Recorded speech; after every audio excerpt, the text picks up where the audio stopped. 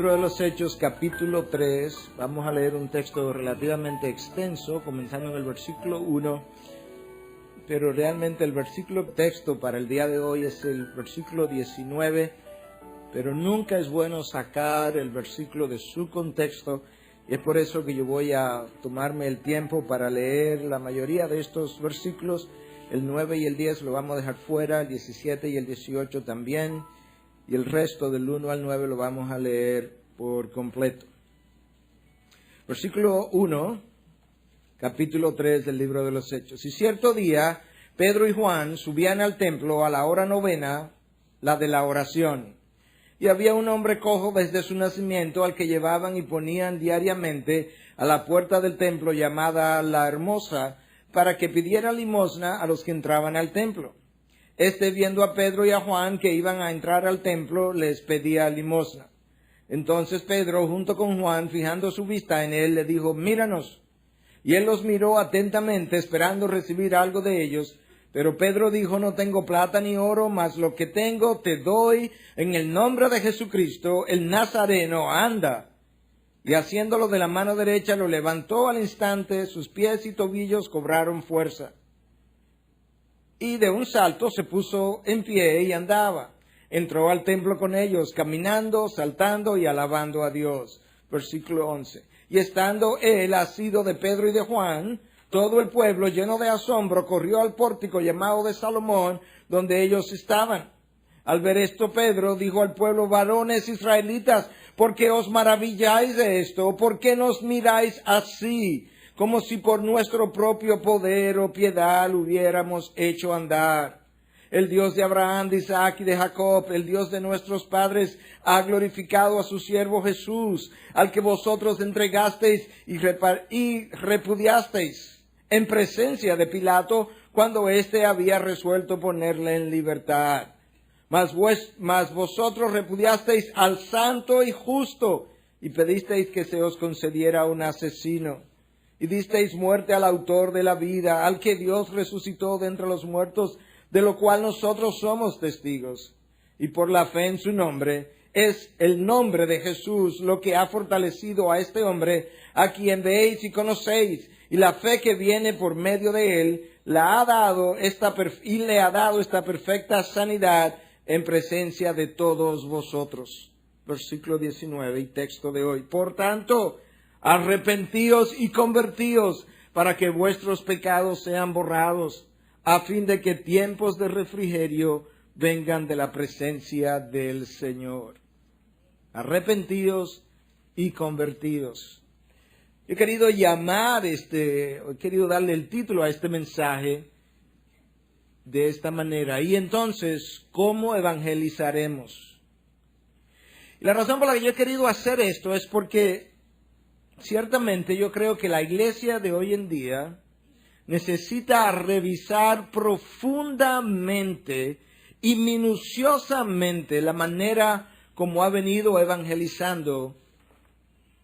Cuando nosotros revisamos la historia de la iglesia, nos damos cuenta que el primer sermón de Pedro resultó en 3,000 nuevos creyentes. Este sermón es el segundo en apenas pocos días. Y si tú continúas leyendo 3, 4 versículos más adelante, te das cuenta que el texto dice que ya para el final de ese segundo sermón, con los que se convirtieron ese día, el número de los hombres, de los varones, ascendía a 5,000 personas. Hombres solamente, sin mujeres ni niños. Y esas conversiones produjeron cambios significativos en el modo de vida, en el estilo de vida, y eventualmente incluso en todo el Imperio Romano. Y yo hago esa introducción porque algo está ocurriendo en América Latina en los últimos 40 o 50 años, donde ha habido un gran movimiento de evangelización que ha sido llevado a cabo por múltiples organizaciones. Quizás de las más conocidas está la Cruzada Estudiantil y Profesional para Cristo, las Cruzadas de Billy Graham, cuando fueron traducidas, las Cruzadas de Luis Palau. Y se nos dice que el porciento o la tasa de conversión, de crecimiento del movimiento protestante en América Latina triplica la tasa de natalidad. En otras palabras, cada 24 horas hay más evangélicos en América Latina que niños naciendo. Y yo me pregunto, ¿cómo es posible que nosotros tengamos un continente más evangélico con más homicidios, más asalto, más robo, más violaciones, mayor inmoralidad? Quizá eso concuerda con una publicación en uno de los periódicos cristianos de Estados Unidos que decía que la religión estaba ganando terreno, pero que la religión estaba ganando más adeptos al mismo tiempo que la inmoralidad iba en aumento. Y uno se pregunta cómo es que un país como Guatemala, que se dice tener un 60-70% de evangélicos, tiene de los índices más altos de robos, crímenes, violaciones y demás. ¿Cuál es la diferencia entre esa iglesia de hoy, que crece supuestamente 3 veces a la tasa de 3 veces la tasa de natalidad en América Latina? ¿Cómo es que esa iglesia no puede ver los cambios sociales que vio la iglesia en los años pasados? Y yo creo que eso es lo que hace que yo tenga y que nosotros tengamos que hacernos la pregunta, y entonces, ¿cómo evangelizaremos? ¿Qué es lo que esa iglesia predicó, enseñó, enfatizó, hizo, y lo que esta iglesia no enfatiza, no hace, no predica, que quizás sea la responsable de esas diferencias? Y para empeorar las cosas, aún aquellas campañas evangelísticas que no produjeron los cambios que hubiésemos querido ver, ahora han sido sustituidas ya no por campañas evangelísticas, sino por campañas de sanación, de liberación de demonios y los famosos maratones de televisión pidiendo dinero para hacernos más prósperos. Obviamente eso va a producir resultados peores. Obviamente no hemos expulsado tantos demonios como para mejorar la sociedad. Y hoy en día nosotros estamos en graves problemas como iglesia precisamente porque hay algo que la iglesia de antaño hizo que nosotros no hacemos, que predicó que nosotros no predicamos, y hubo una manera como lo hicieron. Estas campañas de sanación son famosas. Pero nota que en el texto de hoy, la sanación que ocurre no ocurre en medio de una campaña de sanación, sino un día cualquiera yendo Pedro y Juan para el templo, el lugar donde la gente se reunía, donde ellos podían predicar, y en ese momento entonces, camino a predicar la palabra, aparece un enfermo que Dios soberanamente decide sanar, y esa sanación ocurrió exactamente de la misma manera que ocurrieron los milagros de Jesús. En el contexto de la predicación, aparecían enfermos, aparecían endemoniados, que eran sanados, eran liberados, pero nunca el énfasis estaba ni en la sanación, ni en la liberación, estaba en la predicación de la palabra, y en ese contexto de la predicación se daban las circunstancias donde Dios obraba sobrenaturalmente. Hoy en día, esa no es la manera como lo hacemos. La predicación no es el énfasis, sino estas campañas de sanación y milagros. Y decimos, viernes de milagros y liberación. No te quedes sin tu milagro, oigo yo por la radio anunciando. Como si Dios fuera programable. Dios, el viernes vamos a hacer milagros, tú y yo. Dios es improgramable. Y Dios hace lo que Él quiere hacer, cuando Él lo quiere hacer, como Él lo quiere hacer. Y lo que hizo ayer lo puede hacer hoy y lo está haciendo hoy a su manera, en su tiempo. Pero te das cuenta cómo las cosas han ido cambiando. Y yo no quiero llover sobre mojado porque ya en el sermón anterior, en el mensaje anterior, hablaba de la manera confrontadora del primer sermón de Pedro. Y en este, una vez más, nosotros vemos a Pedro una y otra vez arremetiendo, si pudiéramos decir, contra el pecado del pueblo, confrontándolo con su realidad.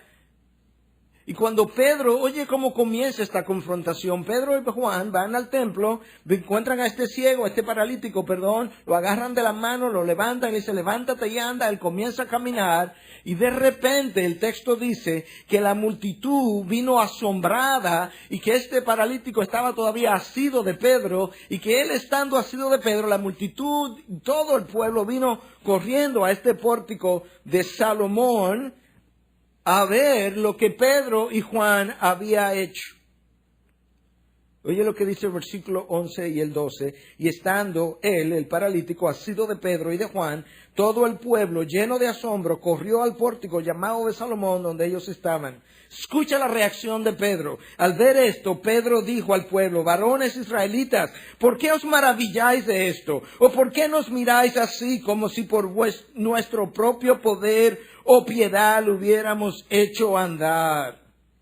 Pedro está irritado, él está molesto, él está confrontando el espíritu de idolatría de esta multitud que viene a ver a este hombre o a estos dos hombres como si fueran dioses. Y cómo Pedro entonces los confronta y les dice: esto no tiene nada que ver con nosotros, esto tiene que ver con el nombre de Jesús, a quien ustedes crucificaron, al santo y justo. Este hombre que está aquí parado, que antes era paralítico y hoy no lo es, está de esa manera por el nombre de Jesús y no por nosotros. Nota cómo Pedro no se atribuye el título de apóstol, como muchos hacen. Nota cómo Pedro tampoco se hace llamar su excelencia reverendísima.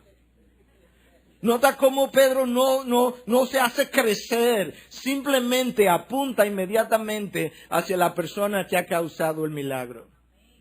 Eso es muy diferente a los milagreros de hoy en día. Y por la fe en su nombre, versículo 16, es el nombre de Jesús lo que ha fortalecido a este hombre, y a quien veis y conocéis, y la fe viene por medio de él. Él le ha dado esa perfecta sanidad en presencia de todos vosotros. Y después que Pedro deja bien en claro qué es lo que ha producido esta sanidad, él le hace saber al pueblo que ellos son los responsables de haberle quitado la vida al autor de la vida. Es ese tipo de predicación que produjo 3,000 nuevos conversos en el primer sermón, y que para el final del segundo sermón ya la iglesia tenía 5,000 varones o hombres. Tremenda cosecha, tremenda predicación, tremendos frutos como resultado de la misma. Y esa predicación produjo vidas transformadas. Nota cómo Pedro termina, y este es realmente el versículo de mi texto y el resto fue introducción.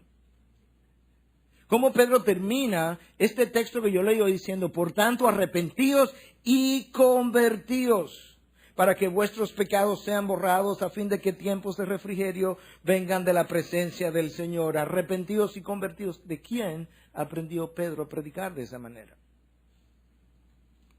¿Quién fue que le dio la idea a Pedro de que esa es la manera como la prédica debe ser presentada? Bueno, lo aprendió en primer lugar de Juan el Bautista, Mateo 3, 1 y 2. En aquellos días llegó Juan el Bautista predicando en el desierto de Judea, diciendo: arrepentíos, porque el reino de los cielos se ha acercado. Mateo 3, 8, por tanto, dad frutos dignos de arrepentimiento. En segundo lugar, Pedro lo aprendió de Cristo. Míralo aquí, Mateo 11, del 20 y 21. Entonces comenzó Jesús a increpar a las ciudades en las que había hecho la mayoría de sus milagros, porque no se habían, escucha, arrepentido. Ay de ti, Corazín, ay de ti, Betsaida, porque si los milagros que se hicieron en vosotras se hubieran hecho en Tiro y en Sidón, hace tiempo que se hubieran, ahí viene, arrepentido en silicio y ceniza. Cristo, una vez más, Marcos 1:15, el tiempo se ha cumplido y el reino de Dios se ha acercado. Arrepentíos y creer en el Evangelio. Lucas 5:32, no he venido a llamar a justos, sino a pecadores al arrepentimiento. Lucas 13:3, os digo que no, al contrario, si no os arrepentís, todos pereceréis igualmente. ¿Tú sabes por qué hago el énfasis en esta mañana? Porque la palabra arrepentimiento y el concepto de lo que significa ha desaparecido de la predicación de la iglesia evangélica de nuestros días. La iglesia evangélica que ha hecho sus mejores esfuerzos de evangelización en América Latina ha erradicado la palabra arrepentimiento de su vocabulario, y te lo voy a mostrar rápidamente si no me quieres creer. Pero eso no existe en la iglesia de hoy. Quizás uno de los movimientos que más ayudó a evangelizar a América Latina en los últimos 40 o 50 años, por la fórmula que creó, fue la cruzada estudiantil y profesional para Cristo con las famosas 4 leyes espirituales. Yo no tengo duda de que Bill Bright es un hombre de Dios. No tengo duda de que nos vamos a encontrar en el cielo. No tengo duda de que él tenía las mejores intenciones en su mente, hasta donde yo puedo discernir. Pero sus leyes no las sacó de la Biblia. Ni produjeron, en la enorme mayoría de los casos, arrepentimiento. Yo entré ayer a una página web que tiene las 4 leyes espirituales en 150 idiomas diferentes. Y la oración del pecador. Eso te da una idea de lo popular que es este método de evangelización. Yo te voy a leer las leyes como están publicadas. Yo te voy a leer la oración del pecador. Y tú me vas a decir al final si una persona se puede convertir con esa oración y con esas leyes. A la luz de lo que nosotros estamos viendo hoy. Ley número 1. Dios le ama y tiene un plan maravilloso para su vida. La palabra arrepentimiento no existe en la primera ley. Dios le ama y tiene un maravilloso plan para su vida. Como dice Paul Washer, el narcisista de hoy en día dice, Dios me ama y yo también. Dios tiene un plan maravilloso para mi vida y yo también tengo uno para mi vida. Dios y yo estamos caminando en la misma dirección. Dame la segunda ley ahora. Ley número 2.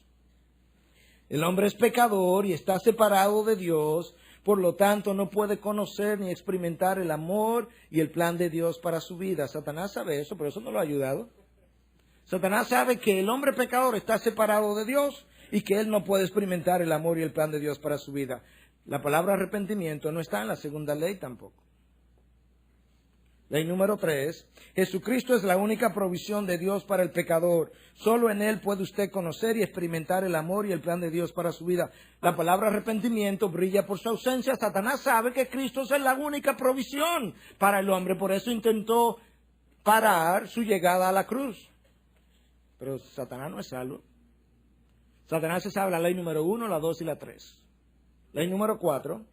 Estamos terminando con las leyes, todavía no hemos visto ni la palabra ni el concepto de arrepentimiento. Ley número 4, debemos individualmente recibir a Jesucristo como Señor y Salvador para poder conocer y experimentar el amor y el plan de Dios para nuestras vidas. Satanás sabe eso. Él sabe que para tú poder recibir, para tú poder experimentar el amor y el plan de Dios, tú tienes que recibir a Cristo personalmente como Señor y Salvador, pero eso no lo hace salvo. La palabra arrepentimiento está ausente de la primera, de la segunda, de la tercera y de la cuarta ley. Lo que sí está presente en las 4 leyes es que Dios me ama. Ley número 1, Dios le ama. Ley número 2, el pecador no puede experimentar el amor de Dios. Ley número 3, en Cristo puedo experimentar el amor de Dios. Ley número 4, para experimentar el amor de Dios debo recibir a Cristo. El amor, el amor, el amor. Ok, ya la oíste las 4 leyes, ahora vamos a orar. Esta es la oración de la página web que acompañó a las 4 leyes espirituales en estos movimientos de evangelización. Señor Jesucristo, gracias porque me amas y entiendo que te necesito. Te abro la puerta de mi vida y te recibo como mi Señor y Salvador. Ocupa el trono de mi vida. Hazme la persona que tú quieres que sea. Gracias por perdonar mis pecados. Gracias por perdonar mis pecados. ¿Y cuándo él se arrepintió? Déjame leértelo de nuevo. Antes de llegar a dar las gracias por haber perdonado mis pecados. Señor Jesucristo, gracias porque me amas y entiendo que te necesito. ¿No se ha arrepentido? Te abro la puerta de mi vida y te recibo como mi Señor y Salvador. Ahí no hay arrepentimiento. Ocupa el trono de mi vida. Hazme la persona que tú quieres que sea. Gracias por perdonar mis pecados. ¿En base a qué? ¿En base a qué arrepentimiento? Tú no me has pedido perdón. Tú me estás dando la gracia por perdonarte antes de tú arrepentirte. Fin de la oración. Gracias por haber entrado en mi vida y por escuchar mi oración según tu promesa. No hay un solo llamado al arrepentimiento, ni en las leyes ni en la oración que le siguen. Ayer, cuando yo analizaba esto de nuevo, minuciosamente, yo decía, pero ¿será posible? Perdónanos, Dios. ¿Cómo es que podamos ofrecerle vida eterna a los inconversos sin nunca haberle llamado a arrepentirse? Compara eso con el primer sermón de Pedro, arrepentíos y sed bautizados. Compara eso con el segundo sermón de Pedro, arrepentíos y convertíos. Compara eso con la predicación de Juan el Bautista, arrepentíos y dad frutos de arrepentimiento. Compara eso con la predicación de Cristo, arrepentíos y creed en el Evangelio. Compara eso con la predicación de Pablo, cuando él está explicando al rey Agripa que los gentiles tienen que arrepentirse. Compara eso con la confrontación de Cristo a sus siete iglesias en Apocalipsis. Si no te arrepiento, a las 7 te quito el candelabro. 8 veces la palabra arrepentimiento aparece en el libro de Apocalipsis. La palabra que está ausente de la predicación y la evangelización de la iglesia evangélica de hoy en día. Quizás ahora entendemos por qué el continente se vuelve más evangélico y más inmoral al mismo tiempo. Más evangélico y más violento. Más evangélico y más homicida. Quizás ahora entendemos por qué no vemos vidas cambiadas. No hay frutos de arrepentimiento. Arrepentíos y dad frutos de arrepentimiento. La iglesia de hoy no conoce lo que eso es. No tiene la menor idea. La palabra arrepentimiento en el Antiguo Testamento, la palabra más frecuentemente traducido como arrepentimiento aplicable a nosotros los hombres es shob, o en español shup. Significa dar la vuelta, devolverse hacia atrás, regresar o retornar. Eso es lo que la palabra significa. ¿Sabe qué tan frecuente es esta idea en el Antiguo Testamento? Si tú haces una lista de las palabras que más frecuentemente aparecen en el Antiguo Testamento, esta palabra shub está en el 12º lugar de las palabras más frecuentemente citadas en el Antiguo Testamento. Eso nos dice que eso es frecuente. Cuando tú lees a Oseas, que Dios dice, le envié un viento abrasador y no te has vuelto a mí. Eso es shub, regresar. Te envié hambrunas, hice llover en una ciudad mientras en otra no llovía y no te has vuelto a mí. Eso es la palabra regresar una y otra vez. Y la próxima palabra, naham, es más aplicable a Dios que a nosotros porque implica el tener un dolor, una tristeza. De ahí que cuando Dios se arrepiente, realmente lo que está expresando es su dolor, su tristeza por el pecado del hombre. Pero la mayoría de las veces que Naham aparece, se le aplica a Dios en su dolor por el pecado del hombre. La mayoría de las veces que Shub aparece, se le aplica al hombre en su necesidad de tener que devolverse en U. Cuando tú llegas al Nuevo Testamento, la palabra obviamente ahora en griego es otra, es metanoeo, que significa cambiar de mente de manera radical. Ya no pienso como antes, no tengo los mismos pensamientos y por tanto no tengo los mismos frutos. De ahí que Juan el Bautista decía, arrepentíos y dad frutos de arrepentimiento. La iglesia necesita recobrar el entendimiento de lo que significa arrepentirse. La iglesia necesita recobrar muchas cosas. Comentaba esta mañana que ahora en Expolit había una sesión donde estábamos participando 6 panelistas. 5 eran líderes de jóvenes. Y cuando yo me senté ahí vi que quién eran estos 5 personajes, líderes de jóvenes, yo decía, ¿qué yo hago aquí entre estos panelistas? Porque yo no soy per se un líder de jóvenes, aunque la iglesia tiene muchos jóvenes. Y la primera pregunta fue, ¿qué debe hacer la iglesia para responder a las inquietudes y problemas de la juventud de hoy en día? Y como yo no era líder de joven, yo pensé, bueno, yo iré de número 6, esperar que los otros 5 hablen. Pero para mi sorpresa, Jeffrey de León, que era uno de esos panelistas, dice, bueno, yo quisiera que el pastor Núñez hable primero. Yo me agarré de la silla, yo me iba a caer casi. Primero, sí, yo he estado en su iglesia y él tiene una de las iglesias más sanas de toda América Latina. Y yo conocí su juventud y tiene una juventud sumamente comprometida, de manera que yo creo que él debe ir primero. Y bueno, ¿Qué tiene que hacer la iglesia? La iglesia necesita comenzar por recobrar la confianza en el poder de transformación de la palabra de Dios. Y en segundo lugar, la iglesia debe dejar de pensar que porque son jóvenes, ellos no tienen el interés en las profundas verdades de Dios. Les citaba el estudio más grande que se ha hecho en Estados Unidos en jóvenes y que salió en el último año, cuando le preguntaron a los jóvenes cuál era la cosa número uno que ellos querían que se le enseñara. La enorme mayoría, doctrina, porque yo no conozco mi fe ni sé cómo defenderla. La iglesia tiene que recobrar muchas cosas y entre esas cosas que necesita recobrar es el sentido, el entendimiento de lo que es el arrepentimiento y luego recobrar el llamado al arrepentimiento tanto para el inconverso como para el creyente. Yo tengo un par de semanas leyendo un libro que se llama en inglés Repentance. El libro tiene pocos años, fue publicado en el año 2002, escrito por Richard Owen Roberts. A mí no me cabe la menor duda que este libro se va a convertir en un clásico de la literatura cristiana. Es así de impactante. 350 páginas discutiendo lo que es el arrepentimiento y lo que no es el arrepentimiento.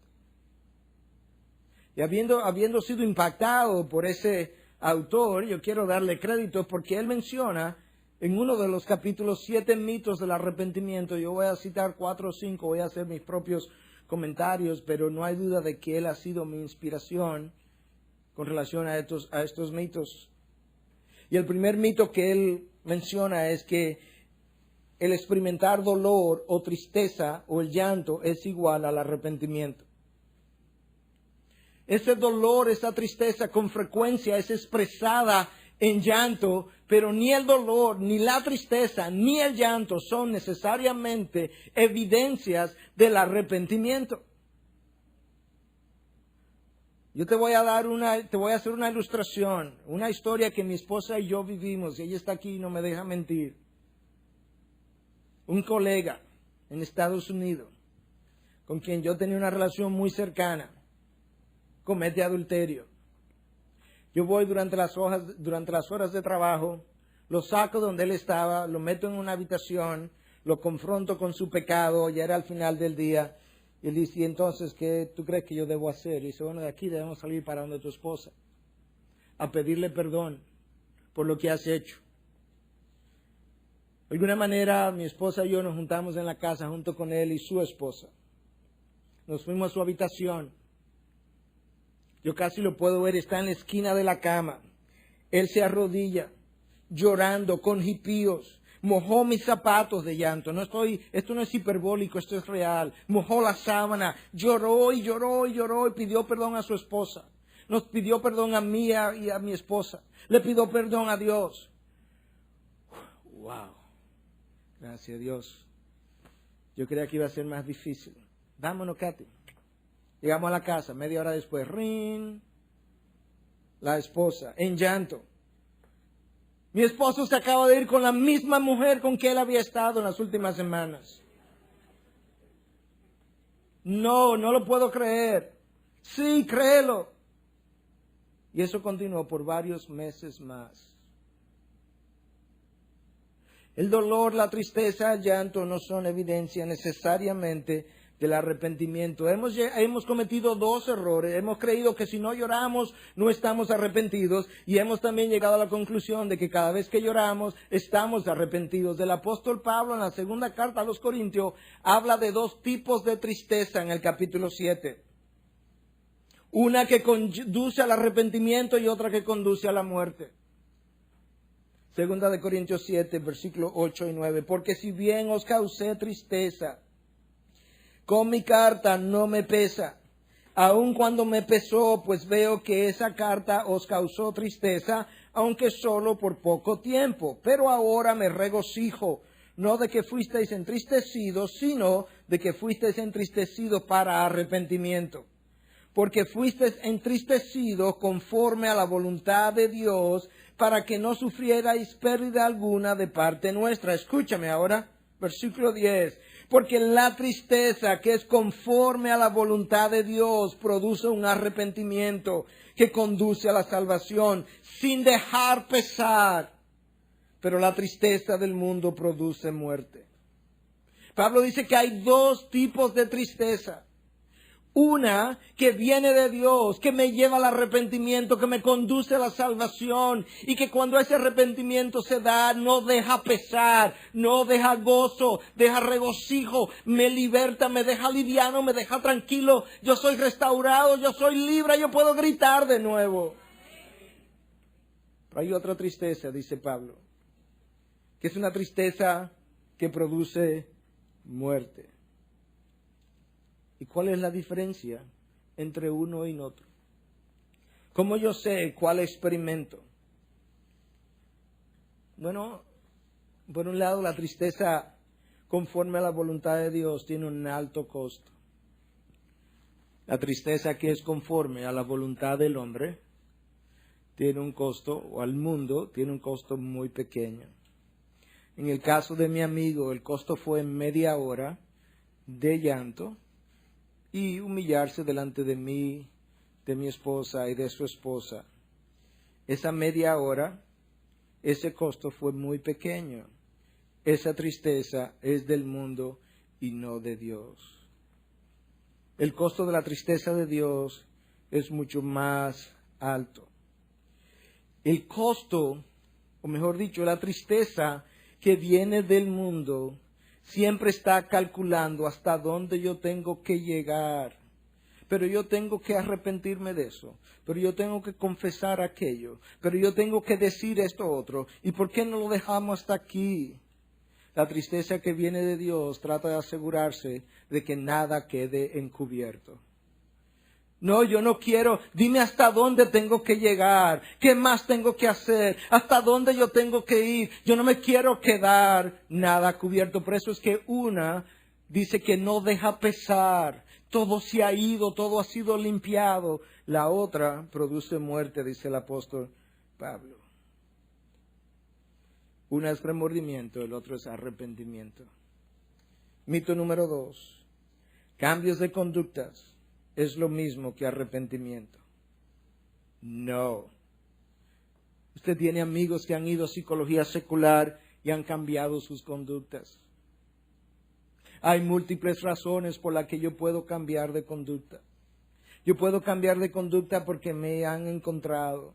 Yo puedo cambiar de conducta porque tengo miedo. Yo puedo cambiar de conducta porque tengo miedo de perder mi trabajo. Tengo miedo de perder mi esposo. Tengo miedo de perder mi esposa. Tengo miedo de perder mis hijos. Si estoy aplicando para una posición, yo puedo cambiar de conducta tratando de impresionar a la persona que me está ofreciendo la posición y por miedo a que no me la ofrezcan. Usted ha tenido, algunos de nosotros hemos tenido perros que se hacían sus necesidades dentro de la casa y que hoy no se hacen dentro de la casa. ¿Usted piensa que ellos se hacen fuera ahora por el arrepentimiento que experimentaron cuando se lo hacían adentro? ¿O simplemente porque somos capaces de producir cambios conductuales, producto de múltiples cosas que el hombre puede hacer para cambiar sus conductas? Cambios de conductas no son necesariamente un reflejo del verdadero arrepentimiento. Mito número 3. Puedo estar arrepentido y querer defenderme al mismo tiempo. El autor de este libro dice que usted nunca va a encontrar el arrepentimiento y la autodefensa caminando de la mano. Tú nunca vas a encontrar un verdadero, genuino arrepentimiento que viene de Dios y una autojustificación al mismo tiempo. No pueden ser, son contrarias, caminan en sentido opuesto esas dos cosas. No hay una autodefensa. Cuando Aarón fue confrontado por Moisés y Moisés le hace ver su pecado, Aarón le dice, no, lo que pasa es que el pueblo, tú sabes que es duro de servir y como está propenso al pecado, el pueblo, la justificación, como vino a mí, me dijo que le hiciera unos dioses que fueran delante de ellos y me trajeron estos aretes de oro y yo lo tiré al fuego y bingo, salió el becerro ahí Moisés.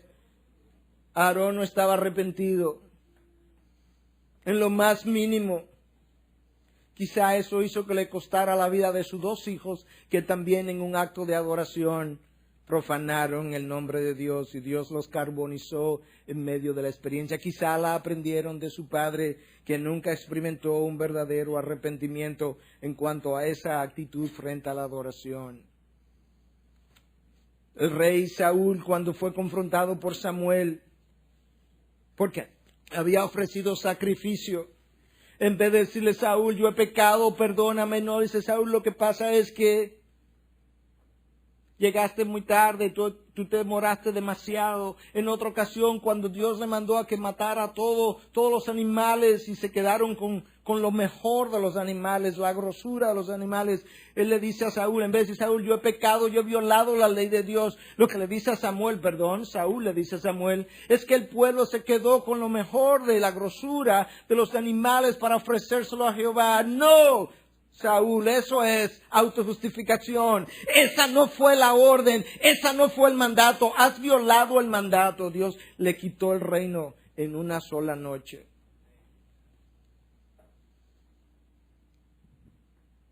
El arrepentimiento y la autojustificación nunca lo encontrarás de la mano. Mito número 4.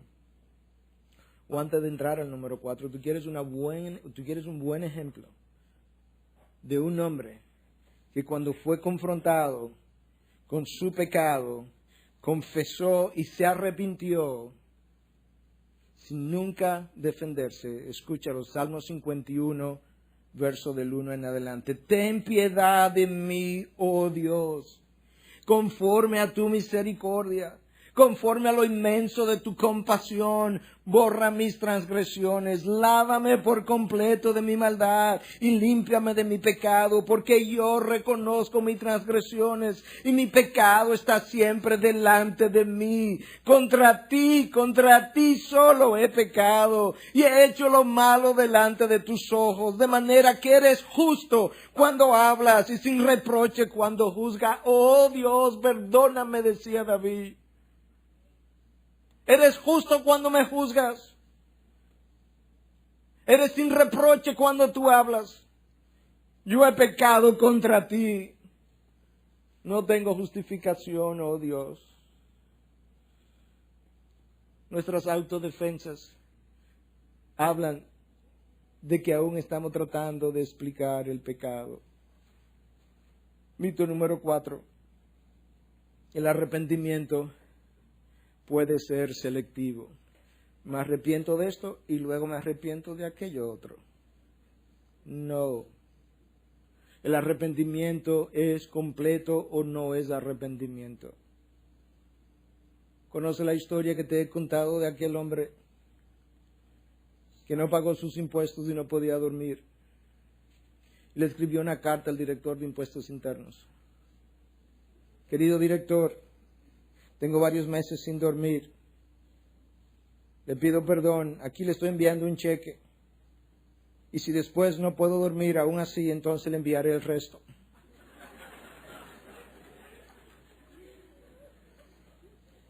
El arrepentimiento no es parcial. La gran mayoría de nuestros pecados son complejos. Implican más de un pecado. La gran mayoría de nuestros pecados, si no todos, tienen mucho de orgullo. No me puedo arrepentir de haber mentido si no me arrepiento de mi orgullo. Muchas veces yo miento precisamente para lucir bien delante de los otros. Eso es orgullo y no puedo arrepentirme de la mentira sin arrepentirme del orgullo. No puedo arrepentirme de que he tratado a mi esposa así o asao y saber que no le hablo a Pedro o a María y pensar que yo puedo arrepentirme de la forma como le hablo a mi esposa y permanecer enemigo de Pedro o María. No, el arrepentimiento no es selectivo. El verdadero arrepentimiento es completo. O de lo contrario, vuelvo y incurro en lo mismo en que venía incurriendo. El verdadero arrepentimiento sí produce dolor, sí produce cambios de conductas, pero es más que eso.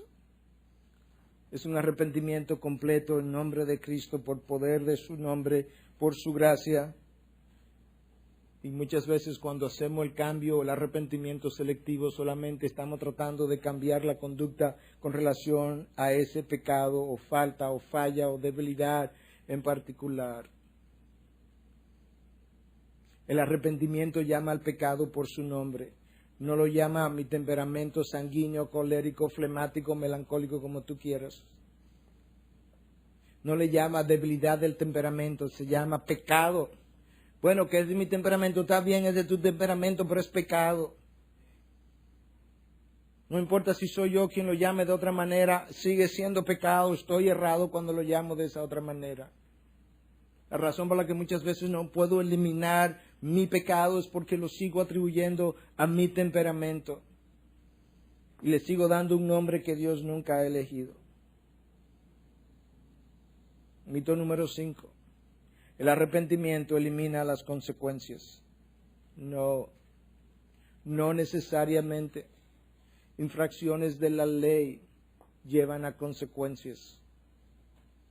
David se arrepintió genuinamente. Lo acabo de usar en el Salmo 51 como un ejemplo de alguien que genuinamente expresó el dolor y el deseo de arrepentirse delante de Dios. Y el mismo día en que David se arrepiente de corazón, Dios le dice a través de Natán: pero la espada nunca se apartará de tu casa, David. Lo que hiciste en privado con Betsabé ocurrirá a la luz del público con tus 10 mujeres. Si me monto en un carro en el volante y me emborracho y tengo un accidente y me fracturo la pierna, yo me puedo arrepentir y nunca más volver a beber, pero mi pierna sigue rota. Si en ese mismo accidente yo le quito la vida a una persona, yo me puedo arrepentir con lágrimas genuinas y más nunca volver a beber, es más nunca volver a manejar un carro, pero la persona sigue muerta. El arrepentimiento no necesariamente elimina mis consecuencias. Lo que sí hace el arrepentimiento es evitar que nuevas consecuencias vengan a mi vida. Pero eso es diferente. Y esas consecuencias de la fractura de un hueso, de la fractura o de la muerte de una vida, a veces tienen la misma explicación en una relación, en el aspecto espiritual, en el aspecto emocional, etcétera, etcétera. Hay otros mitos, pero yo creo que con esos nosotros ilustramos cuán errado ha estado la iglesia de hoy en día cuando ha ido a evangelizar. No solamente que la palabra arrepentimiento no existe en el vocabulario del llamado a recibir a Cristo, sino que cuando suele aparecer ni siquiera tiene el contexto, la definición bíblica de lo que es ciertamente un verdadero arrepentimiento. Y como iglesia nosotros, la iglesia de hoy en día es culpable delante de Dios de predicar un mensaje de salvación que con frecuencia ha llevado a la condenación y no a la salvación. Yo puedo creer esas 4 leyes, yo puedo pronunciar esta oración del pecador, y si yo nunca me he arrepentido, yo no voy a la salvación, yo voy a la condenación, hermanos. El vocabulario de Cristo, el vocabulario de Juan el Bautista, el vocabulario de Pedro, el vocabulario de Pablo era arrepentíos. No invitar. Todo el mundo quiere invitar a Dios. ¿Quién no quiere tener a Dios a su lado? Este acto de salvación no tiene que ver con Dios en ese sentido, tiene que ver conmigo que estoy perdido. Entonces yo no comienzo por invitarlo, yo comienzo por arrepentirme yo. Que después que yo me arrepienta, Él vendrá sin tener yo que invitarlo. Dios quisiera venir a mi vida, pero no sin arrepentimiento. Y si en alguna ocasión, y posiblemente ha habido más de una ocasión, yo he hecho ese llamado y no he dejado claro que hay necesidad de arrepentirse delante de Dios y delante de ustedes, yo le pido perdón a Dios.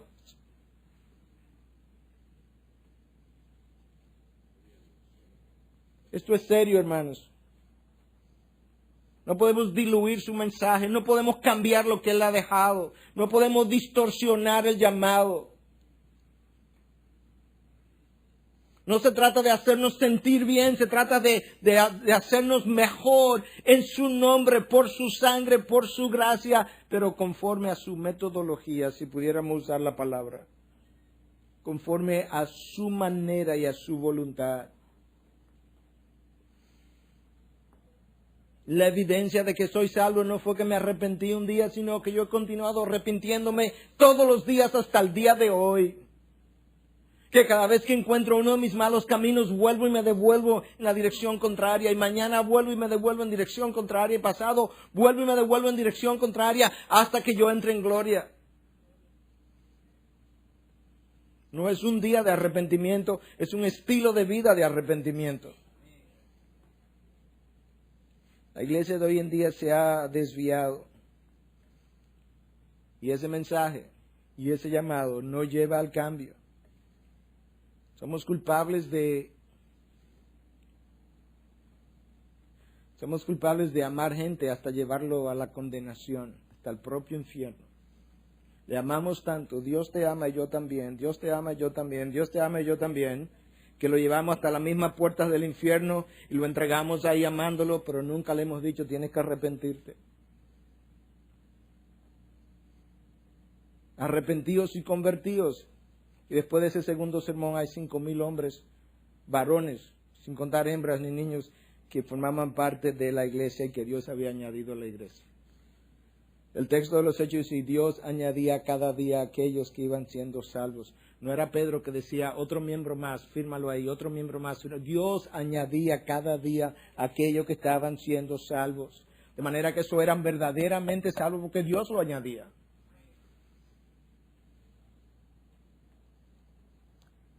Si nosotros queremos ser el pueblo de Dios, según Pedro nos dice en su primera carta, llamados a anunciar las virtudes de aquel que nos llamó de las tinieblas a su luz, ¿cómo vamos a hacer eso si no nos hemos arrepentido? ¿Cómo vamos a hacer eso si en realidad nos hemos creído salvos sin serlo? ¿Cómo vamos a hacer eso si en realidad nunca yo he experimentado el arrepentimiento del cual habla la Biblia?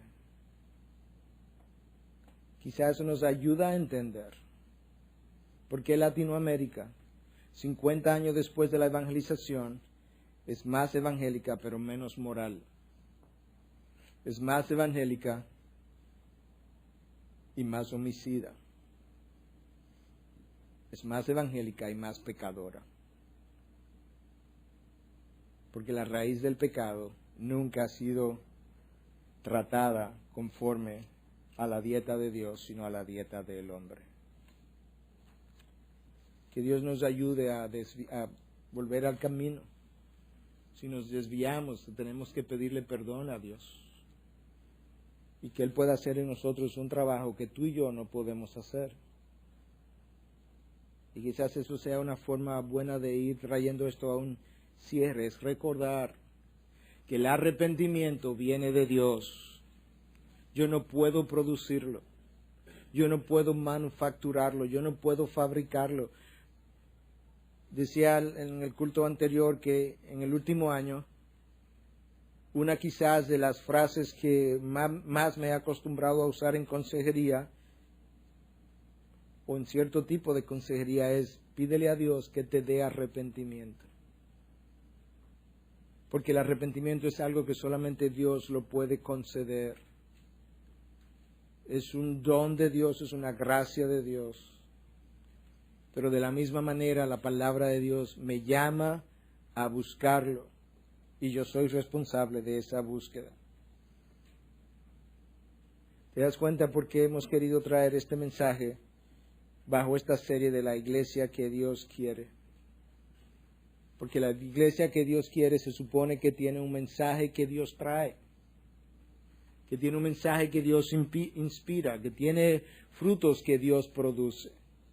Y nosotros no vamos a ver ninguna de esas cosas a menos que la iglesia vuelva a su curso donde partió, de donde partió y de donde se desvió. Buenas intenciones por parte de estos movimientos evangelísticos, malos frutos. Y quizás, hermano, tú estás ahí, te lo digo de corazón, y hoy tú estás cayendo bajo convicción del Espíritu Santo por primera vez a pesar de años en la fe cristiana. Quizá por primera vez tú estás sintiendo lo que verdaderamente se siente cuando hay arrepentimiento después de años de estudiar incluso la Biblia. Quizás estás descubriendo que ciertamente no me he convertido y que hoy tú vas a hacer eso. Recuerda, es un trabajo de Dios. Regresé tan cargado de mi visita a Estados Unidos, no podía creer las cosas que veía y que oía. Tan sencillas como hablar con este líder de una iglesia. Dicen, pastor, aquí vino una persona de su iglesia. Y visitamos a uno de sus familiares. Y le visitamos a ella. Y ella recibió al Señor. Alguien que venía aquí o que fue referida por nosotros. Ella recibió al Señor. Y luego dejó de venir porque encontró una iglesia que le quedaba más cerca. Y yo le digo a esta persona, qué bueno si le quedaba más cerca. No, qué bueno no, después que uno hizo el trabajo. ¿Quién hizo el trabajo? En primer lugar, tú y yo nunca hemos salvado a nadie. En segundo lugar, eso no es un trabajo, eso es un privilegio ser un instrumento para que Dios salve a alguien. En tercer lugar, esa oveja que se convirtió no es tuya, es de Dios, Él la lleva donde Él quiera. Yo no podía creer las cosas que oía y veía de la iglesia de hoy en día. A Dios que nos ayude como Ivy a no desviarnos y si estamos desviados en alguna área a enderezarnos. Si tenemos que pedir perdón, a pedir perdón y arrepentirnos. En el Nuevo Testamento ni siquiera la frase es pide perdón. Yo puedo pedir perdón y no arrepentirme. Eso ocurre cuando las cosas son a medias. Hablaba con alguien días pasados. Decía, tiene que arrepentirte de esto. Bueno, ok. Pero a esta persona yo no la voy a perdonar, ¿eh? Entonces no estamos hablando de arrepentimiento. No es selectivo, no es parcial. Tú no puedes arrepentirte de esto sin aquello. Porque eso es una dieta tipo buffet. Esto me gusta y esto no me gusta. No puedo, tenía que decirle a esta persona, no puedes perdonar a esa persona si todavía siente agriura cuando la vayas a ver en la iglesia. Si no la puedes ver, si no la puedes pensar, eso es arrepentimiento parcial y arrepentimiento parcial es falta de arrepentimiento. Eso es como estar un poquito en estado. Estoy un poquito embarazada. Señor, ¿usted está embarazada? Un poquito. ¿Usted está embarazado o no está embarazada? ¿Estoy arrepentido o no lo estoy?